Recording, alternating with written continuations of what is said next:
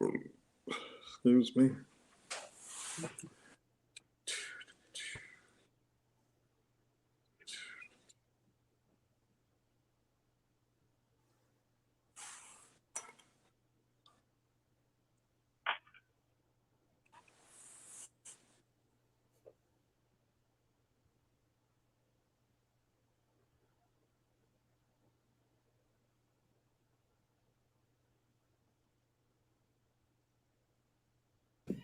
Hello, everyone, and welcome. My name is Essence Wilson, and I'm the co-founder and chief strategy officer at Communities First, Inc.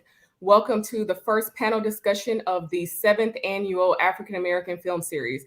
We are excited to have a fantastic panel here with us to discuss the film Summer of Soul. Many of you may have seen it. Some of you have never even heard of it.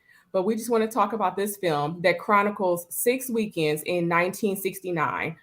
There were 300,000 people in attendance in Harlem at the Harlem Music Festival, and it was a phenomenal film. And I honestly wish I would have been there in 1969 to experience this. The um, the the music festival was produced by Tony Lawrence. He was the coordinator of the event, and he was a nightclub singer and a very charismatic individual who drew people in with no social media and no internet. He convinced the city and Maxwell House to fund this experience. He got the mayor, who was a Republican, John Lindsay, to support the festival and executed a vision that many thought would not be possible. There were over 40 hours of footage of this epic and historic festival that sat in a basement for more than 50 years. But we should all be grateful to Questlove because he brought this wonderful film together. And I was impressed by not only the music, but the amount of Black history that was incorporated into this 2-hour film. It was outstanding, and I know why now. People have watched it more than once. I saw it twice, 2 additional times just this morning, as my nearly 3-year-old daughter was dancing around the house and enjoying Stevie Wonder and all of the other fantastic performances that were included in the film. So today we have with us a wonderful panel. I'm going to ask you to introduce yourselves. So we're going to start with Miss Lynn Williams. Could you introduce yourself and just give us a little bit of background and history about your connections to music?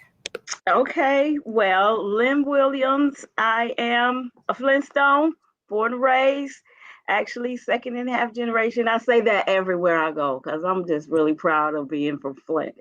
Um, and I have been in music, in or around music, my whole entire life. Family of musicians and performers and choir members, and I've just been one of all of those. I've sung in groups and choirs and with bands, and music is just my life. It really is the most important thing. Thank you for that. And we have Will Ketchum. Some of the folks in Flint will remember him. He used to be with us as a writer for the Flint Journal. So, Will, can you introduce yourself and also be sure to tell us about some of the exciting things that you're doing and where you are now? First off, thanks for having me, and thanks for your gracious intro. So I'm William. I'm William Ketchum III, born and raised in Saginaw. Went to Michigan State. I'm an entertainment and social justice journalist. Uh, I've freelanced for a little bit of everywhere from Double XL to Complex to NBC to NPR to Ebony.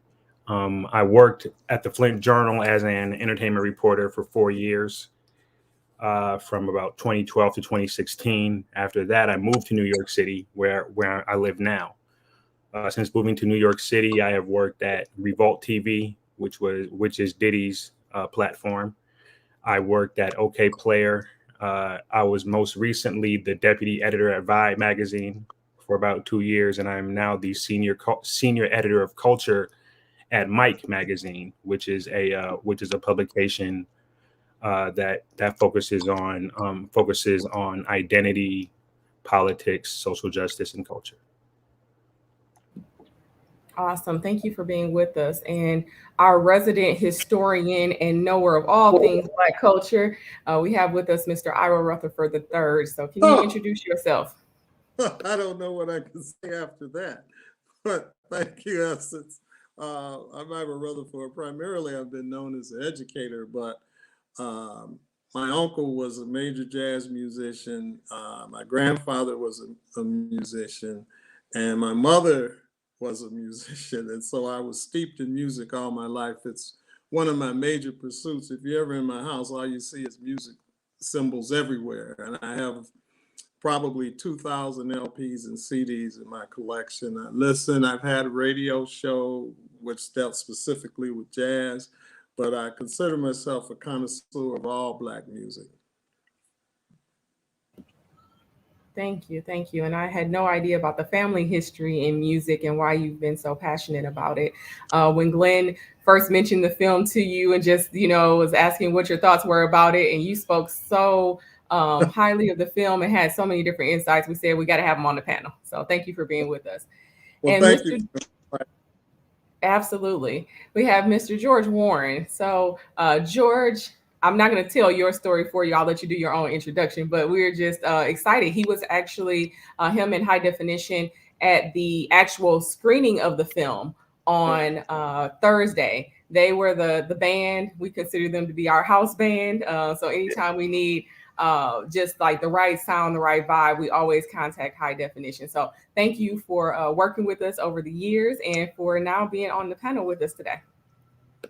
Well, thank you so much, Essence. Again, my name is George Warren. I'm a musician in the Flint area.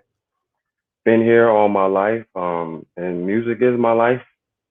Come from a family of music lovers. Starting with my mom, music was always in the house, whether it was on the radio or actually on the TV. We always was a music family and deeply rooted in gospel music. Came up in the church. My background and my story is, as so many other musicians, got my first start in the church. Okay, and at that time growing up, it was so much of a learning environment. It was an elder presence where you begin to just grow and love music and venture out to different genres and meet different musicians. We formed a band, as Essence was talking about, High Definition, where I'm now the president, operate as the music director. And we come out, different people have events. We put on different styles of music, we play and just provide the atmosphere. When you want to add a different element, and, we've been providing the Flint area and as well as out of town, the surrounding areas with music to the events for the last 8 to 10 years now. Awesome. So we always meet a few minutes beforehand just to make sure we work out all the technical difficulties. And we almost didn't get to start the panel today because the conversation was already so rich. So we're going to try and recreate those first initial moments of conversation. And we'll just start with, what were your initial thoughts as you watched this film? So, what was running through your mind? Well, I'll jump in because what was running through my mind is that amazement. I actually was transported back to like really one of my favorite times of my life. Um, and I could just remember things around me just watching this movie. It just really took me back. So it was amazing for me. And I thought I heard you mention, Lynn, that you may have been in the area when this was actually happening and you didn't even know. So I was I didn't realize it till I was watching this movie, but in 1969, when we had the Man on the Moon, I was watching that from my aunt's house, and she lived in Harlem um at the time. So I probably wasn't very far. And actually I was looking for myself in the crowd because I think I might have even been there. I was young, but I could have even been there. I don't know. Mr. Rutherford. I was just good. You know what hit me most when I first saw the film was the people and the number of afros that were everywhere. That I was like, wow, I haven't seen that in a long time. And it reinforced the phenomena that was taking place at that time. And it wasn't just in our country, it was a worldwide phenomenon where colonized and people of color in the United States were going through a process of embracing their culture and their blackness. And that's what the Afros represented. In fact, it was very controversial at that time. Some women were labeled whores and whatever for getting their hair, and it talked about, oh, you got your kinky hair. What do you think you are, militant? And that just blew my mind when I looked at that. I was like, look at the people. And it was part of what took place. You know, it made me think about James Brown's Black and I'm Proud, all those kinds of things that were going on then, which were really breaking records. Because in those days, like if you were getting ready to disparage someone, the first thing you would say, you black so-and-so, because it was a negative. And that flipped. You don't see that anymore because of this social cultural process. Now, I know that goes way beyond what you want to hear about the movie, but that's what came to mind for me. Yeah, I think those are some really important insights for sure. Will or George, what were your thoughts when you first watched the film? Well, like I was saying earlier, I'm gonna piggyback off of Mr. Rutherford, and even with the crowd of people, I was just amazed to see some of the artists. I mean, you grow up and you hear about Mahalia Jackson and B.B. King and Stevie Wonder playing the drums. You know what I mean? To see these artists, and I said before their prime, then I realized this was even before their prime. You know what I mean? To see David Ruffin. Did you hear David Ruffin hit that high note? Hold that high note like that. You know what I mean? The raw moments, I think it was raw because my perspective, seeing different productions take shape, okay? Seeing an idea, or you know what, let's go down to the place of music. Okay, wait a minute, let's get this person, that person. Oh wait, this is getting good. Let's do that, let's do this. And then it turns into a huge deal. Okay. And you see these raw moments when Mahalia Jackson passed the mic, because she come finish and then come back and then close us out. It's powerful just to see that, to see BB King standing up playing Lucille. Come on now. You know, so those were the moments like, wow, you know, this happened and this was documented. This is the rich history. You know, some of the songs they was playing, we play now, you know, as a band, and everything was so upbeat. Everything was in such jubilation and joy to just be there. It was amazing to see, and it drew me closer to some of the same chords and some of the same songs and some of the same patterns that we play to this day take shape and really be born around that time. Yeah, I always say that was the absolute best music, period. The best time for music, the best music. And I sing a lot with my husband as a band, and I tend to pull stuff from that era because that to me was just the absolute best music. Yeah, you know, what was really powerful for me was that all of these people, I've seen them only as elders, right? Oh, So I've seen Stevie Wonder before when I was a kid, or, you know, like if I see BB King, I imagine BB King in photos that were taken maybe 10, 15 years ago, right? Like I have these very specific images of these people as elders. So seeing them in this film when they were my age or younger was like incredible for me, for one. And to see so many of them in the same place for one cause, like they were like, listen, we just had like 4 huge assassinations within the course of about a year, within the course of about a year or two. The community needs this. The community needs all of these artists to, you know, to come together. And the fact that they all were there, like Stevie Wonder, Hugh Masekela, Nina Simone. It's like it really was a who's who all in one place, you know. So that was really powerful for me, and I was glad that the film took that approach, because going into the film, I really believe that it would focus on how the festival happened, which was cool. I mean, like, which was something I really valued, but it also gave background on the musicians themselves.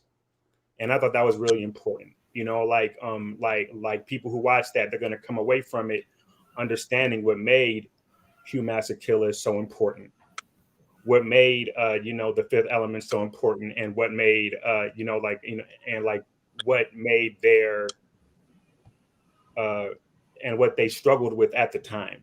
You know, like, I mean, like, it really captured people who were really there, so that you aren't just reading it in a book. You're seeing how people were actually impacted in real time. So I was happy to see a festival that was, and the fact that that footage was lost, that's crazy. Yeah. Like the fact that footage was just sitting somewhere, it's wild. And I mean, I'm going to talk about this a little bit more later on, but it just goes into the erasure of Black stories and Black contributions over time. Yeah.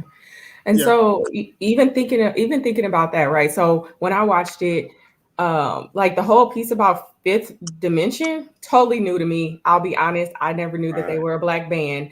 I've heard the Sunshine. Don't beat me up, but I've heard Let the Sunshine In, but I've only heard it as like elevator music, or like, you know, like you've heard it, but I had no idea who sung it. I know it's terrible, but this speaks to that history piece, right? You know, I realized, just like Will said, I had never seen B.B. King or Stevie Wonder perform as young people, right? Stevie Wonder was 19 and he killed it. I didn't know he played the drums. Like, I felt it was amazing at 19 years old. And I'm gonna tell you, the band was right on his back too, because if you watch the band leader, they was there. They knew Stevie was gonna go off like he did. As soon as he turned back, they was on it. And just imagine, I mean, the physical handicap, of course, but the feeling and just the turn and the band be right there. Yeah. You know what I mean? Raw. You know, you guys are speaking to it, but did you know? You think of the diversity. You went from gospel. They gave Herbie Mann, who was a white jazz artist. It's diverse music, and that's what Black music was on the radio and everywhere else. Now things are so focused that kids aren't growing up getting that diversity, where they can hear a B.B. King on one hand, even Mongo Santa Maria and the Latin piece on jazz. You mentioned David Ruffin, and I grew up in the neighborhood in Detroit with Otis Williams.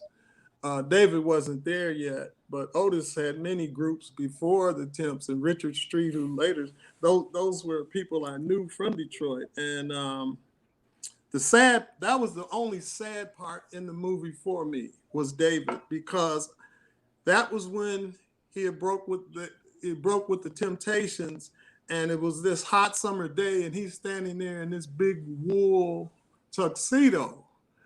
And that was sad for me. It really was, because I knew what he was going through at the time and the struggles, but it was great that he performed. But when I saw him, I was like, oh man, that was one of the, that was a period in his life where he was really struggling. And he was always one of my favorite artists too, because you grow up wanting to be a Temptation. That was the ultimate. Yeah. So I want to go back to something that Will started to touch on about, the erasure of Black culture in our collective history. So I don't know who wants to go first talking about that, but the fact that this footage was sitting in the basement for 50 years and we're just now benefiting from it. Like, how does that happen and why? Exactly. And I don't know how many times over the course of these 50 some odd 60 years, I've seen footage of Woodstock. I've seen commercials. I've seen all kinds of stories about Woodstock. Did not know that this actually happened until this movie came out. Well, so yeah. So there's so many levels to it, right? Because for one, so there's a saying that goes, the people who write history are the winners, something to that effect. And so much history in the United States and around the world, really, but also in the United States, is written and overseen by white people. So these are people who are either overtly invested in not telling our stories to take power away from Black people, or it's people who are they just weren't there. They just weren't in these neighborhoods, and they just didn't get that information. I was just speaking to RZA about this, the Wu-Tang Clan, a few weeks ago. So many Black artists and Black contributors just don't have the platforms to be able to tell their stories, or to be able to tell the stories of the people who came before them. So for a film like this to take that footage and to just basically say, look, this happened. This was an incredible period in history, and everyone should know about it. One of my best friends, his name is Joshua Smith. He was on Nightline last night because when this film came out, what became a phenomenon was people tweeting Questlove, who directed this. People would be tweeting Questlove like, yo, like, I see my grandparents in there, or I see my great grandparents who I didn't get to know. My best friend Joshua Smith, his great grandfather was Maurice White, who was the musical director at Motown, and he did get to spend some time with his great grandfather when he was a kid, but he never saw his great grandfather at work, right? Was his name King or White? Maurice White, I believe his name is. Oh, okay. And so he's watching the film with his now wife, and his wife is like, "Is that your great grandfather on stage?" Because my friend, he's just always shown her pictures, and sure enough, Gladys Knight and the Pips are performing, and his great grandfather is backstage, basically directing the band.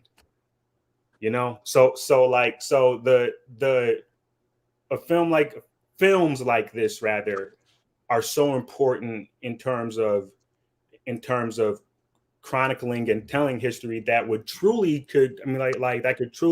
go unrecognized completely if not for things like this. And we often underestimate films, but films can make a huge impact. Like films and TV shows, they make a huge impact on how we see the world and how we see our history.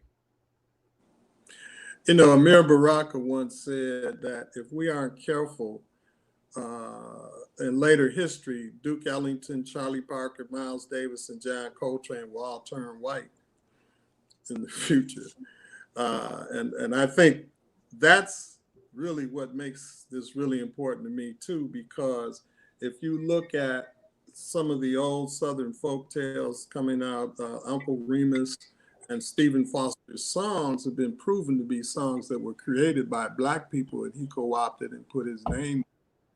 And in the 50s, what would happen with the aspiring Black artists, especially young doo-wop artists, the producers and DJs who were sponsoring them would put their names on the records as writers. And they really weren't, but they did that so they could get the benefits of the royalties. So I think I agree with everyone on the panel. It was very, very important to have a movie like this. Right after Woodstock was over, there was a Woodstock movie in the theaters. Right. After exactly. And Ira, what you were just saying about people taking credit for writing songs, if any of you whoever has or hasn't seen Ma Rainey's Black Bottom, that film. Yeah. Right. Yes. Right. But even in addition to the writers, so they would do the covers, right? And Pat Boone would become known as the star of somebody else's song. Pat Boone, Elvis Presley being labeled the king of rock and roll or something like that. So yeah. Right. Well, you know, again, I had the benefit. I guess old age has some benefits, but one of the things that happened when I was growing up, the music was so segregated that whenever there was a black hit, you could count on a white cover. Uh, um, Pat Boone is a classic example because, ironically, he covered Little Richard. And Little Richard's thing was so wild and off the chart. And then Pat Boone would come along and be so pedestrian that even the white kids preferred Little Richard. It was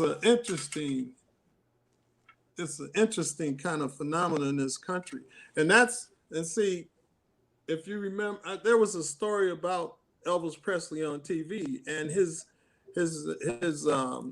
the guy, I can't think, Colonel Parker, who was his boss, he said, this guy is good because he's white and he sounds black. We're gonna make a fortune. And that's what it was about. That's what it was about. Yeah, and I think noting that fact that, you know, in the Woodstock took place in 1969, and in 1970 there was a 3-hour film about Woodstock, right? And then with Questlove, his first cut was 3.5 hours for this film, for Summer of Soul, and they had him cut it back to 2 hours, right? So I'm eager to know what was in that other hour and a half if there was so much in this. And I do want to push back a little bit about the press, because the press was there. They came to ask the 50,000 people that were at the Harlem Cultural Festival what they thought about the moon landing. But they didn't cover the Harlem Cultural Festival. Yeah. I don't know if anybody else picked that up, but I thought that was really interesting. Interesting. And my favorite response came from Red Fox. Yeah. And he said, white people want to go to the moon. Black people want to go to Africa. I just want to stay in Harlem with the Puerto Ricans and have a good time. It's true to who he was. But the press was there. They knew it was happening, and they still didn't cover it. They showed up to ask a whole different question. Yeah. Go ahead. And I mean, you know, it's not even just a matter of erasure. Like, you know, see, because I mean, like, you know, like it's one level of erasure for us to never know that this festival happened, right? This truly historic assembly of like a canonical Black musicians, right? That's one thing, but like Ira said, I mean, like we'll be told that we just didn't do anything. Like people see rock music as white, right? But it's like, it's literally not. It's like Black people were literally like architects of this music, you know. So I mean, like I didn't mean to like get away from what you were saying, but you know, like it isn't just a matter of erasure. It's a matter of bastardizing that history to make it appear as if white people created it. And there's like a real investment in making it appear as if Black people did not make the contributions that we have. You know, again, growing up in that time, that was a big transition. Motown played a big part in that. When you looked at television, the big shows were what they call variety shows, like Ed Sullivan and these shows, okay? Even Flip Wilson's show. You would never have more than one Black musical act, and sometimes none, on these shows, even though these artists were popular throughout the country. And one of the things that was one of the pushes that Berry Gordy made to try to get his stars more than one at a time on the Ed Sullivan show. America had this underground. The white kids loved primarily Black music, and they fought it. And you can go and read articles where they were really upset, and they were burning records because of this horrible Black music. They didn't call it that, but this rock and roll and all of this stuff, because it was related and associated with Black folk. Even the vaunted Rolling Stone magazine, which was born in that era did not give credence to that. And also, Nina points to something that was going on that was the birth of the recording of so-called hip hop rap music. And it blew my mind because I seen the movie 3 times, I might say, but I didn't catch it the first time. But if you remember, she did a poem and she said, she said, this is a poem by David Nelson and blah, blah, blah. And the poem was powerful. It was militant. And it dawned on me, David Nelson was one of the original last poets. And he was from Detroit. He went to the same high school. He was a star point guard at the Cass Tech. And I was like, wow, that's David's poem. And then I thought about the last poets and their impact and their ability to take that music and it evolved into, so-called rap, etc. Yeah. So I want to switch gears for a second and talk to our musicians, because we know the powerful impact that music has on us. So I want to ask a couple of questions to both Georgia and Lynn. So when you watched the film, what was your favorite performance, right? Which one resonated with you the most? So we'll start with George. Okay. Well, I had a couple favorites. We already kind of touched on Stevie. The moment with Mahalia and what it meant, and to have even Reverend Jackson kind of narrate that piece, and then see how it all correlated to, and then put in perspective that time. You know what I mean? I mean, I'm blessed that I didn't exactly grow up in that era where the oppression would sometimes affect what you physically could do as far as a musician or how far you could go. The doors have been open. We stand on their shoulders of moments like this, and I feel like it was a moment of closure. So that kind of resonated with me. Of course, I loved Edwin Hawkins. To see him again, right when everything was taking off, and then they kind of what we was talking about. They went into the backstory of the artist and their performances in that era and what that literally meant to the music community at that time. But I go back to it, and it's partly because, like I was saying, being raised in a music family, my granddaddy listened to the blues, right? And Bobby Blue playing Johnny Taylor and BB King. I loved his command to the band, okay? Because whether you know it or not, is always a command to the band, and his draw and his delivery, is really I see what set him apart from just blues artists at that time, and just the style, just to go into it, play and just let it rip, then come back with 8 bars of a verse or a chorus or something, and then just come back and slam again, and then you hang on the very end and da da da da da, and everybody drop on a dime. You know what I mean? Just to see that explosion and that just that rawness on stage. And those are some of the ones that I really liked. Mr. Rutherford touched a little bit about the Afro-Cuban and how they integrated some of those different types of music. You know what I mean? Then they brought Sheila E. in.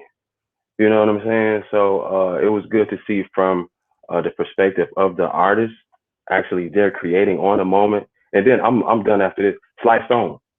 Think about when they introduced and they said, and I know I'm going through. I'm calling yours out, Lynn. I'm calling them out. Okay, but the Slice Stone moment, this was probably the most organic, because then the drummer said, we come out there, we don't even know how everything is tuned. We don't know where to plug up. I'm taking the drums. Everybody's waiting. That's what really happened. You know what I mean? So, just to see that literally develop from one note to three, and then the whole band is just in it, and everybody's just dancing. You see, just dancing all throughout the sea of people.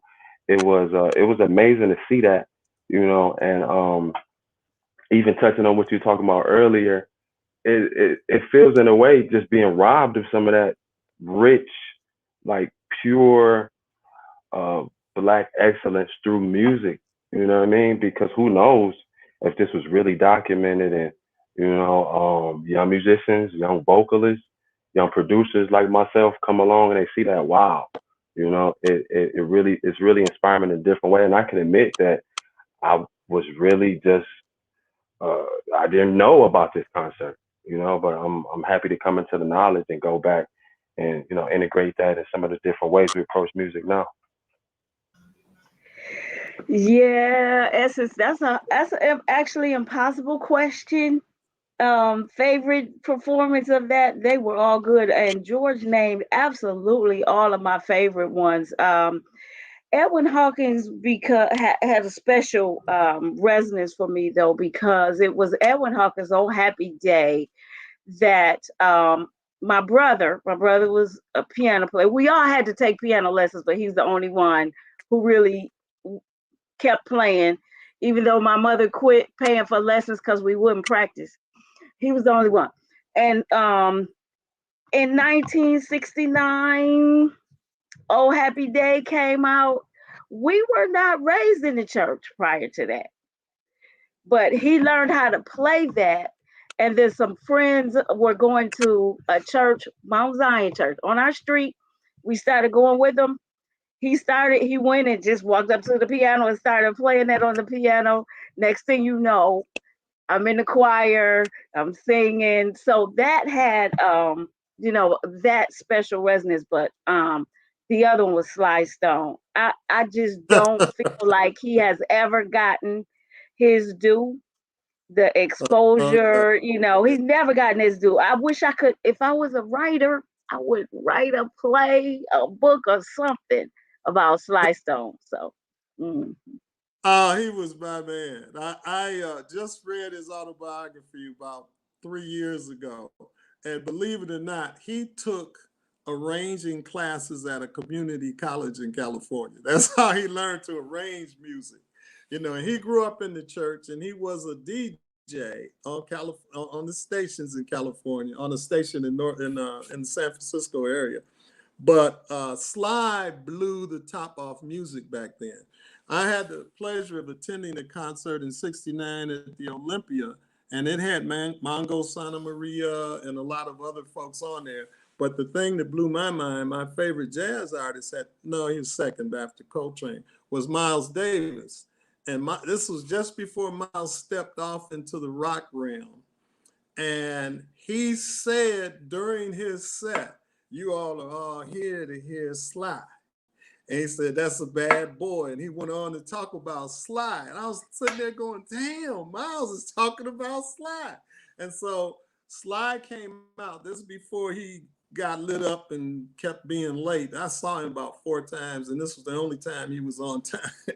But he blew the top off that arena. And he consciously married the church music to rock music, and he consciously structured his band so that the radio stations couldn't say, "You're black, you're R&B, you're this and that." So that's why he had women and white folks in his band. He says this in his autobiography. He knew, being in the radio business, how he could be pigeonholed. So to make money and to blow up, he did it that way. And recently he did get a $5 million settlement.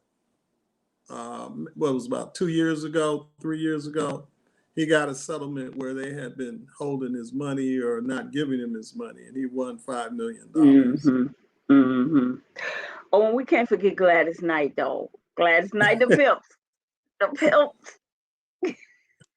Yeah. Yeah, when I saw the question, which performance was my favorite. So I got on my phone and I'm like, all right, I'm going to take notes during this movie to see which is my favorite. And at the end of the movie, I had like 8 people.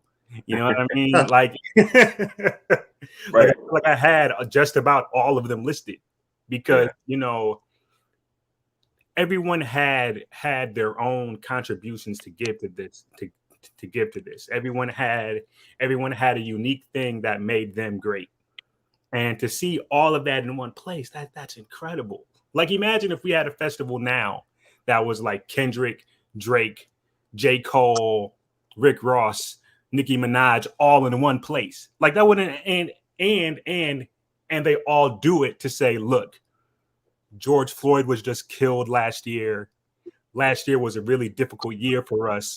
Let's all go to one place and have a festival that's like, the festival was free, right? Am I remembering that correctly? was it was free or really Yeah. affordable? No, it was free. It was Yeah. free. So It like to started- imagine all these. Oh, go ahead. I'm sorry. I mean to cut you off. No, go ahead. So I mean, I'm saying ahead. like just imagine if we had that many of our greats all in one place, specifically uniting for the purpose of helping heal Black people after a year of trauma. Yeah. Man. Let's not forget though, it was not a one-time concert. It was over the entire summer. Yeah, And for sure. it Right. started a trend in the country where they started doing free concerts in the summer to keep you guys quiet, give you something to cheer so you wouldn't be burning things up. And that's true. And That's so fair enough. my mother actually, when she learned more about the film, she shared with me that this happened in Flint, that there was a Flint music festival, and she said it was at Jefferson Park. Oh, And it she used to be every year, Black and- Arts Festival. And she Every- remembers it being like around the same time period. And she said they would get up at 8 o'clock in the morning, get on the bus, and head on over and just enjoy music as little kids, right? Yeah. We had it a few years, but definitely 69, 70, early 70s. So Quincy Murphy has been working with a group over the last few years trying to revive that Black Arts Festival in Jefferson. But yeah, it was awesome. We used to also have them downtown at Wilson Park, what is now where I think is where the Gandhi statue is, I believe. Used to be concerts, free concerts like that down there. Of course, we had our local stars, and we had some good local musicians. But yeah, it was that era. I didn't realize though until the movie as to why that became such a thing, and it was really to keep us calm. One of the things. No, I was just going to say, and there was funding and there was money to make sure that they were successful as well. Go ahead. Right. Ira. I was just going to say, you mentioned the mayor was Republican at the time. He was in the Kennedy mode and he was very popular. And I think if he had wanted to, he could have probably made a successful run as a president. But he is what they call a Rockefeller Republican. He was one of those rich Republicans that was very liberal socially in their thinking and conservative economically, which you don't have that hardly today in the Republican Party. Lindsay was a different kind of Republican. Black folks, whether or not true or false, they looked at him as a friend in the struggle for civil rights. Whereas I don't think there's any Republican we could look to nationally and say, oh, he's a friend in the struggle for civil rights today. And I was wondering as I was watching the film, like, what was it like to actually be there, to be physically present amongst 50,000 people and to hear such great music and have such great talent on the stage. And everybody is, calm. They're having a good time. And somebody shared that it smelled like Afro Sheen and fried chicken. And I just loved that descriptor. And he talked about how, mom would get up and make some fried chicken, wrap it in foil. You take your lunch with you. So I thought that was a pretty cool reference as well. So the footage has been hidden from us for 50 years. I don't think most of us knew that this ever occurred, right? There were like 300,000 people there and we just had no idea. What do you think would be different if that footage had been released at that time?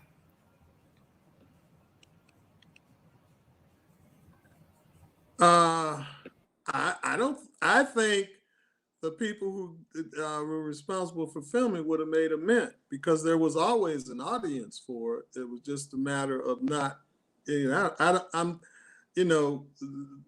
social cultural battle we have is so immense. I don't think it would have made much of a difference there, but it might have been a balm or something healing for us at the time, just to from an entertainment perspective and what have you. I don't think it would have made much difference culturally because it's just too set against celebrating Blackness. And it was even more so then. than even now. Uh, During the pandemic, I've watched more TV than I've ever watched, and what the first thing I noticed was, man, there's black folks doing all kind of commercials. Whereas growing up, you didn't see black folks doing commercials, period. We just didn't buy products or do things. So I'm not sure it would have made a big difference, but it would have helped, I'm sure. Yeah, I tend to agree with that. A couple of years later, probably around 74, there was a similar event that did actually get press called Watch Stacks. I don't know if you heard of Watch Stacks, Yep. Oh but yeah. I remember that one. And so it was great, but it didn't make any major shakeups, culturally. I think culturally, we black people, we just went on doing what we do and we never stopped. So I think like Ira said, it probably would have made some white people more money than they actually got, but I don't know. I'm glad you mentioned Watt Stacks. I had totally forgotten about that. And you know, that was the Memphis sound. And ironically, if you watch that movie, they do cuts to Richard Pryor doing comedy during that movie.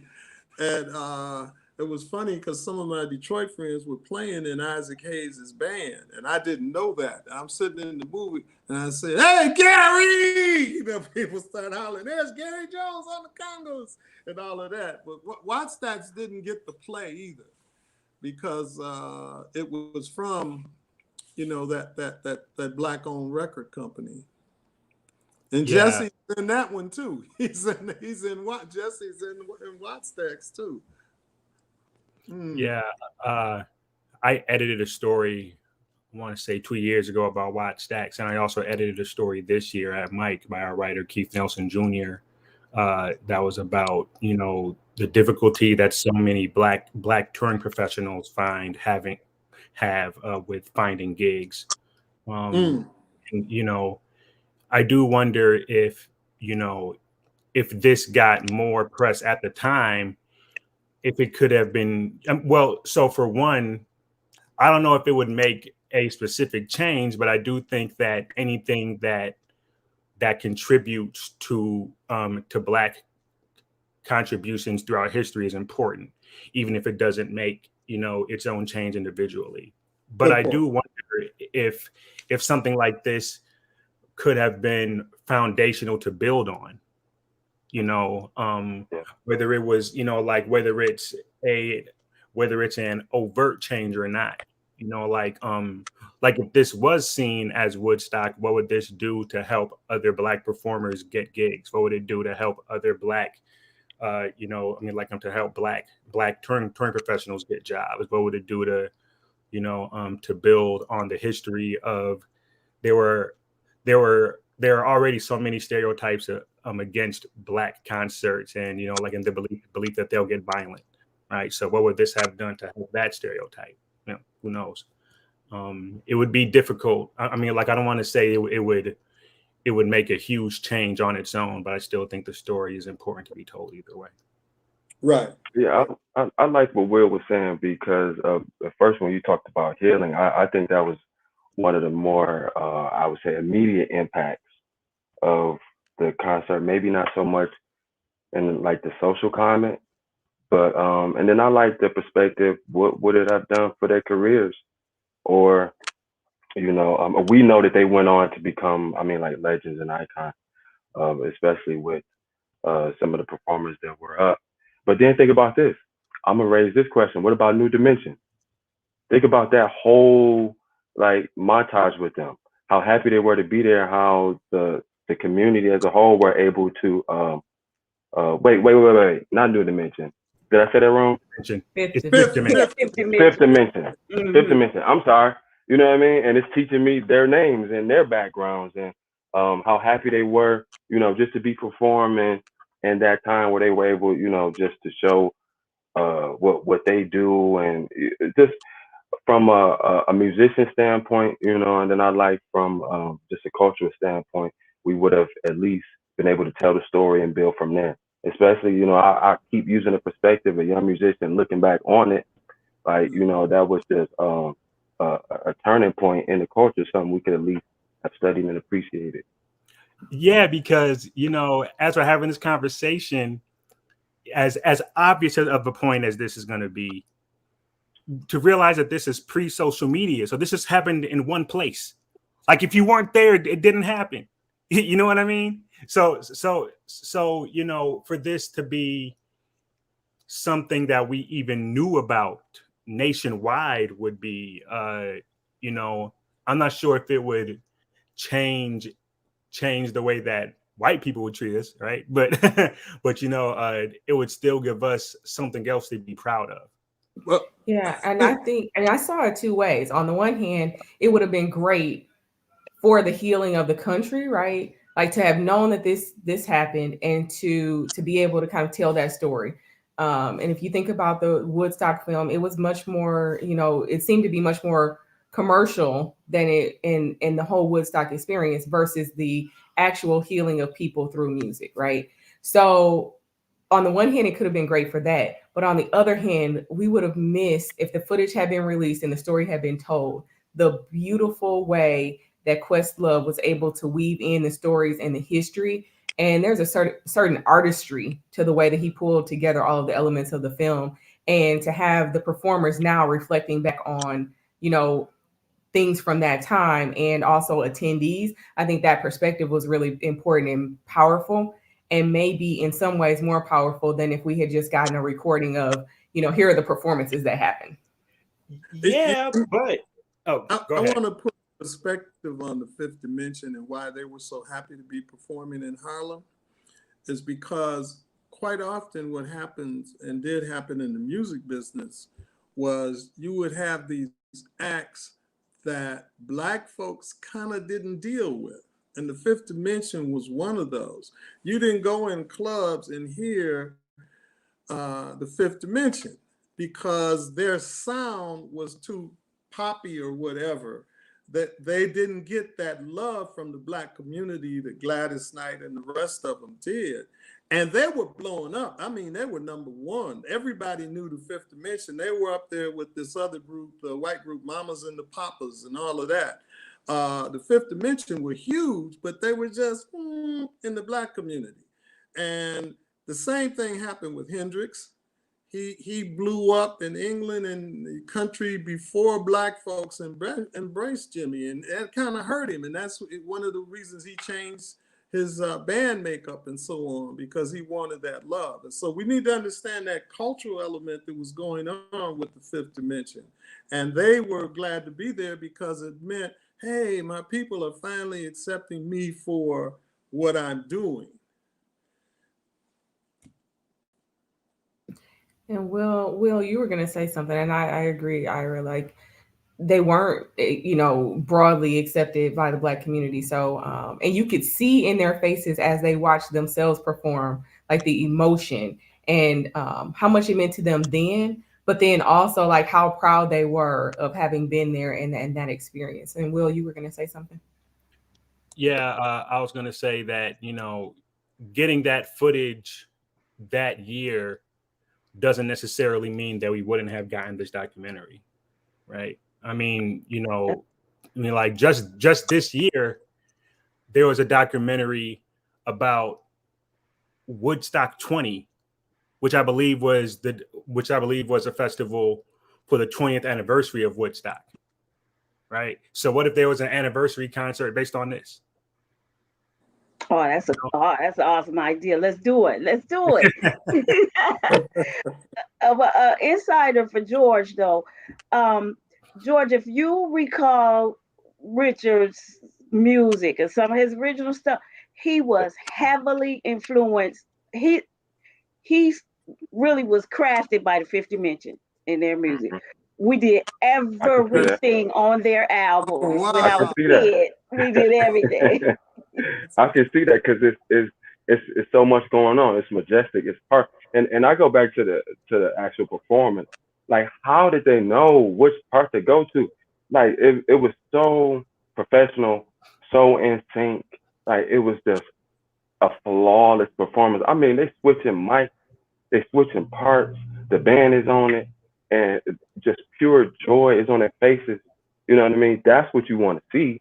But, again, at that climate and around that time, you know what I mean, it was the looting and the tragedies and the death and the different things. But that's, what you want to see. And then I could see that definitely being one of Mr. Battle's favorite groups, because anything that just was music, every song was just a music theory lesson. Yeah. And, you talked about the performances being beautiful, but even the footage, right? They had multiple camera angles. Yeah. The sound quality was excellent. And I'm sure that probably for the full 40 hours, maybe it wasn't, every performance wasn't as tight, but how could this have sat somewhere for 50 years? And it was so well done. It was filmed, it seems, right, with the intention to be a production.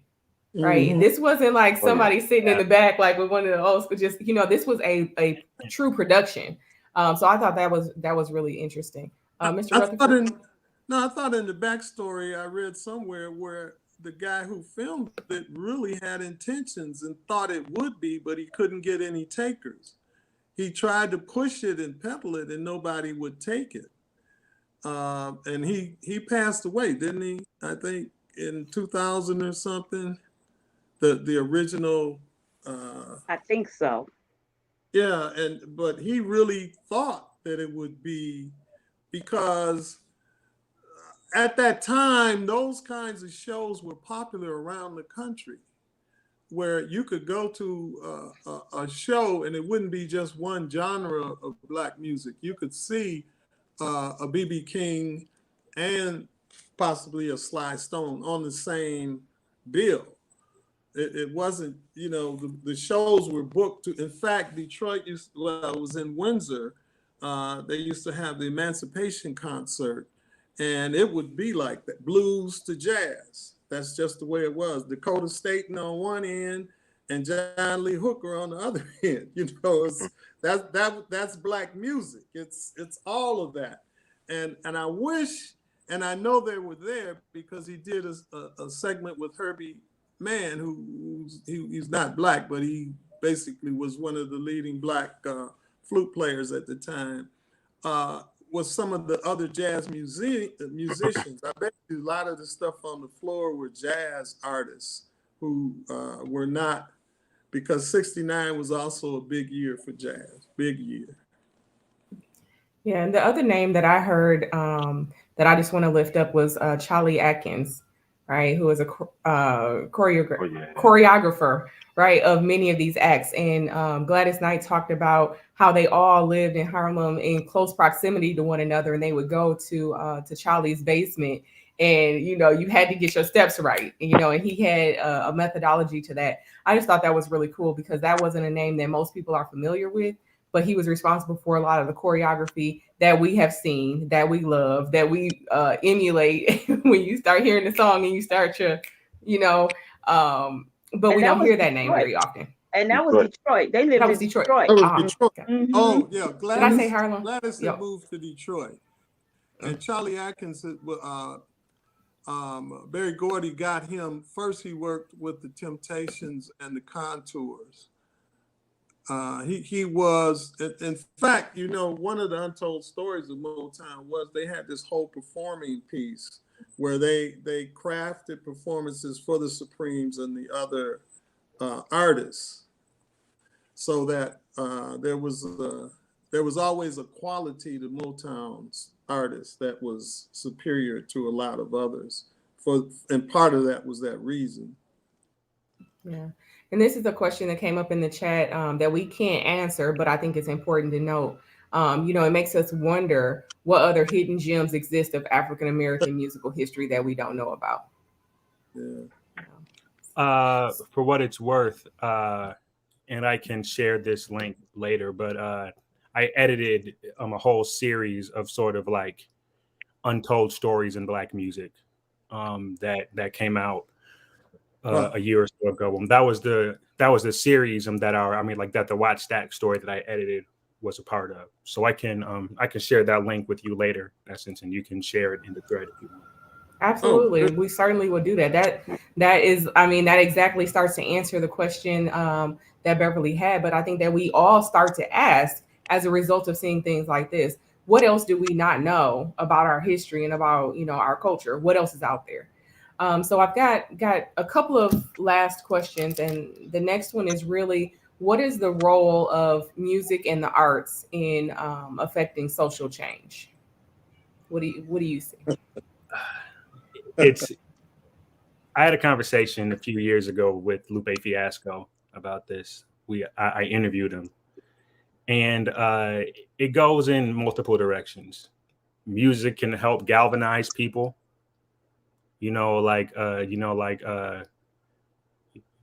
Kendrick Lamar's song "All Right," right? Like when that came out, that was something that helped motivate protesters. That helped, energize them to leave their house and go outside and feel togetherness.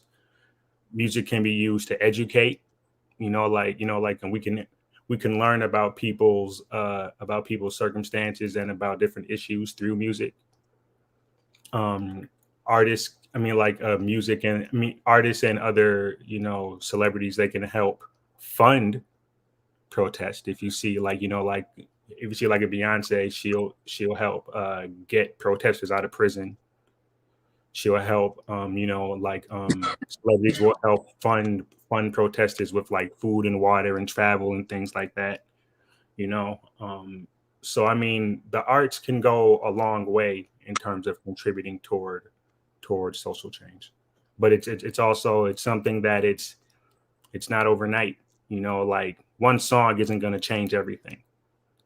It's more so looking at things as holistically and as comprehensively as possible. The importance of Black images and culture has been exhibited time and time again in terms of positive change. The thing that just jumped in my mind was one of the studies that was submitted to the Supreme Court in 1954 was done by Kenneth Clark, a Black psychologist, with Black and white dolls. And he talked about the negative that people, including Black people, had associated with being Black, and how the kids always chose the white doll. And I think Black arts helped normalize and humanize Black people to the extent that we recognize that being Black isn't something bad. That's why, this is a crazy example, but when people are getting cussed out now, Black isn't the first word anymore. It's just UMF or whatever they're going to call. And I think that's crucially important, that Black hair and Black hair expressions, you don't necessarily have to have straight hair. You still hear it occasionally, but there used to be a big thing about good hair and bad hair. Well, kinky hair is not necessarily bad, it's different. The same thing, believe it or not, the same thing in music. I heard this guy on the radio years ago talk about how horrible Black music was and how uncreative it was and how it was leading good white kids on the path of hell. So arts are used to suppress, and also art can be used to liberate. And this is the important aspect of that, the liberation aspect of art. And when I say art, I'm talking about plays, visual art, everything. And Black folks have consistently been the underpinning of American culture. I was looking at TikTok and they're telling me about TikTok, and guess who? Black folks did that. Really, come on. And it's there, slang. Where does the slang come from? That whole creative element of Black people in American culture, which people fight, don't want it. And I still remember the white guys that tried to get afros, and some still do. I'm talking too much. Go ahead. No, he's made some great points. Absolutely. Yeah, I agree with both of those perspectives. And the impression, one of the things that impressed on me about the concert, again, and I think kind of correlates with everything, is just expression. I mean, there was so many different forms and so many different styles, but it was all a celebration of the culture, which at the very least is inspiring and gives you something to believe in, you know, or something to,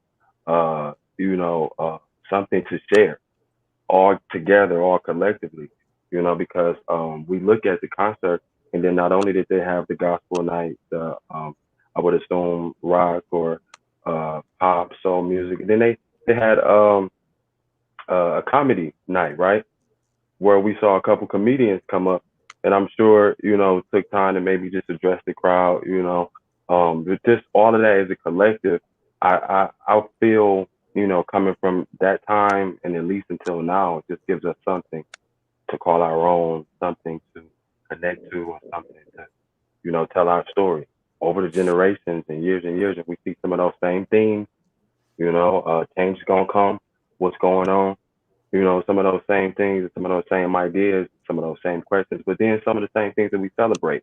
You know what I mean? Ain't no stopping us now. Some of those same things that are at least part of our history. Yeah, Right. and you know, like there's such a strong movement. Well, I don't know how strong it is, but there's such an intentional movement right now to take away education that tells Black history. That's a Yeah. huge movement right now. Like Right. in terms of, I mean, like you have people co-opting the term critical race theory to erase all education that shows how Black people have been oppressed, right? Right. So so the arts is something that feels to me to be a little less controllable in that way, and it can be a more accessible entry point for people to enter so that we can learn our history that way. Like if you have like an album like What's Going On, like George just mentioned, albums like What's Going On are specifically linked to times in history, right? So I think that the arts can be powerful in that Yeah. perspective as well. I, William, I want to piggyback on your statement too, because there's also attack on public education in general. We're kind of missing that, but it's not only the critical race theory, but they want to really cut public education back. And the first areas that they're talking about or that get cut are Arts. music and art. Yep. And if you go back and start looking at the history and the contributions, the public schools and their music programs played a major role, especially Yes, they after did. migrations of Blacks into these urban areas and the people that came out of the New York public schools, the Chicago public schools, Detroit public schools, and their contribution to music. In fact, Berry Gordy used to go to Cass Tech and get musicians because the Supremes and others had gone to Cass, and Cass had this great music program and had these kids over there playing along with these professional artists.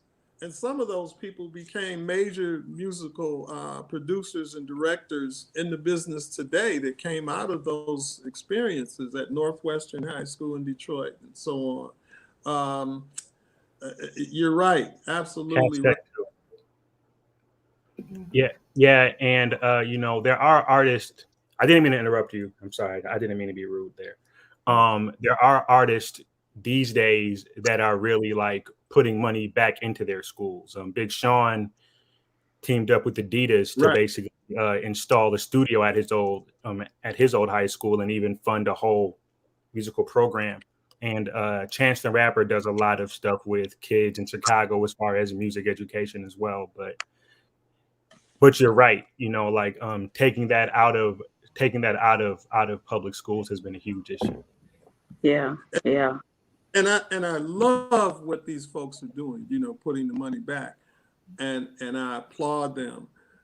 But the greater issue is that we as citizens have to hold our public school folks' feet to the fire, because it should be happening with Chance the Rapper and all the folks, Big Sean, they're putting their money back. That should be on top of what we're Yeah. funding already. That should be the gravy. That should be the kids that have already decided, like, to go into music or art or what have you. That should be gravy. Yeah. That's a really good point. Lynn, you wanted to say something? A couple of things. First, though, I was gonna say I don't even know how in this day and age you get to decide to go to school for music, like college, further education, because they don't even get music anymore. We got music. We started in like the third grade, so that by the time we graduated, we were in a position to be able to go into a Juilliard if we wanted to, or something like that. I don't even know how that's even a possibility these days. But back to the original question about the basically the power of music and arts, it's really been said. They said everything, but I would just sum it up by saying it's the power to educate, the power to inspire, the power to create vision for the future. So yeah, it's hugely important. Absolutely. And I mean, in this particular film, it had the power to allow people to maybe show up for what they thought was going to be just the musical performances, right? And the experience of what happened, and get so much really interesting and rich and important history along with it. So I think music has the ability to break down some barriers, and kind of speaking to what Will said, it can lay the foundation in many cases for learning what was happening in that time period, and helping people to make those connections. So at this point, we're going to ask our final question, and really is just straightforward. I think personally that everybody should see this film. When we were selecting the films for the film series, and we saw this one, we said, "Yep, this one for sure is going on the roster." And it actually came up because we couldn't get a different film that we thought we wanted, that we kept digging and kept searching, and we came about this one. And so, the question really is, why do you think people should see this film? And I know that we've already touched on that a little bit. And like, what do you want people to know? Like the one key takeaway from the film, or from Summer of Soul. I mean, basically, it's great entertainment. I mean, if nothing else, if we don't even talk about politics, cultural impact, it's great entertainment that everybody can relate to and love. I think that it's great entertainment, and all the other aspects of it just make it even better. I like that. Okay, go ahead, Will. I was gonna say that for one, it's powerful to see so many of our canonical musicians right before they reach their creative peaks. I think that's important. I think the film tells a very important and intentional transition of quote Negro to Black in terms of how we saw ourselves, how we presented ourselves, and how we demanded to be addressed. And I think the film's existence is just a vital reminder of how the erasure of Black stories is real, and how we need to combat that erasure every day. Yeah, I like that, Will. I'm gonna take a step back, and I think the film is inspiring a couple different ways, because I do like the entertainment value to it, but I also like it takes a step back and shows you just how determined and how talented and how bright those stars back in that day really were, and how an idea, how a vision can turn out to be something great and even historic, and for young musicians, young producers, any type of entertainer, and just a bright mind that's willing to step out there and do something in the midst of what's going on. I'll kind of now introduce some of, at least with the time, and you have to at least take in consideration the road that was ahead or the storm that they were in right then. But hey, let's come down to the park and let's do something. I like what somebody said, the ultimate get together or barbecue or something that they said. Barbecue. You know what I mean? And how cool is that just for the culture? But then years, 10, 20, 30 years later, we look at it and we count it as a clear like vaulting point from uh, just having a show to this is a full scale production against the elements. No lights. They was out there in the daytime. You know what I mean? I saw one of the clips. It was actually it looked like it rained or something like that. They didn't care. You know, don't stop, keep going, and take a vision. Don't let the world stop you. And I think people should watch this movie because it's documentation. It's documentation of the impact and the power that Black music has had on American culture in general.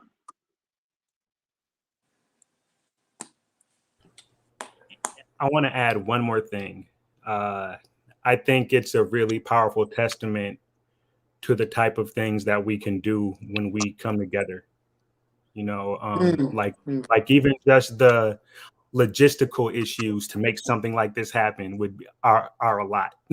But it seemed like everyone was focused, everyone was intentional, and everyone realized that that this should be done for the greater good, right? I think that when we and it's not like we never unite now. I think that we unite in a lot of ways now. But I think that something like that is a powerful reminder of what we're capable of when we do unite. Yeah, I want to encourage everyone to see the film. Summer of Soul is available on Hulu. If you don't have an account, visit a friend who does have an account and watch it together. It is a fantastic film. I laughed. I smiled through most of it. I was glued to the TV. I cried at one point, and that's a conversation for another day. But there were just some emotional moments, not because there was anything super emotional happening, but just seeing that raw talent at a time when it was before I was alive, right? And just seeing the passion and the artistry, it just did something to me. Essence, I'm serious. I'm curious. What part of it made you cry? We all want to know, Oh, Essence. So there were two parts, and I look, I have to do some soul searching to understand why this moment touched me. But when David Ruffin got up, right? Oh, okay. I don't know what it was about that, but and maybe it was because of perspective, right? And now knowing his whole story and what was happening with the whole group and how his life ended, to see him in that moment and to see him looking well, to see him performing, and it was an amazing performance, right? And he wasn't with the group, it was just him and his talent, and he hit that note. And I think it just helped me to think about how brilliant of a musician he was. And maybe how much more he would have had to give had it not been for his addiction and some of the other issues that he had. And I think that translates to many of the artists. Just thinking about Nina Simone, and now having seen the film, that the documentary that her daughter did, right, and hearing and knowing about her mental illness, and I think for me that was the thing. Now knowing their stories, but seeing them at a time when those stories weren't known was really emotional for me. So Nina's performance was the other time, David and Nina. Okay. Yeah. Nina made me tear up too. Go ahead, William. No, I mean, like I was just gonna say that Nina made me tear up as well. And the other part that made me tear up wasn't even music related, but it was the journalist who basically said, I decided to use the word Black in this story, and I got pushback from it. And I had this long call with my editor, and the editor finally relented, because it's like, as a Black journalist now, I hear Black stories every day where white editors push back. right? So seeing that happened then, and knowing that it still goes on now, it's that had me really upset. I'm going to tell you, that was a very good performance by Nina, but I saw her about 5 times. She was one of my favorites. She was much more powerful in other performances I've seen than the one she even did in Harlem. In fact, one of the things that was taking place in the 60s and 70s was the movement of avant-garde jazz. And Nina did some of that in her acts, especially at the end of her show. She would do this song and then they'd go off into this avant-garde thing, which would blow the top off of places. She was quite a performer, quite a performer. In fact, when I went, on her album, the first big album she had, she just, she's just sitting on the park bench. It just, and I liked the song. So she was on this show with other artists and I walked away. When is she doing something else? And then when she got into Mississippi, goddamn, and For Women, oh my God. I mean, man. And then it blew my mind when she mentioned David Nelson. I can't get over that. And at first time I saw it, it went over my head. The second time I said, wait a minute, David, Last Poets, Cass Tech, point guard. Oh my God. It just, Yeah, and I'm seeing folks commenting in the chat as well, about for example, not knowing about Nina Simone and only knowing one aspect of her. Somebody mentioned that listening to Oh Happy Day made them cry because attending that concert would have made Black people beyond proud and happy. And then someone else just said it was an awesome film. Thank you, Communities First, for bringing it to the community.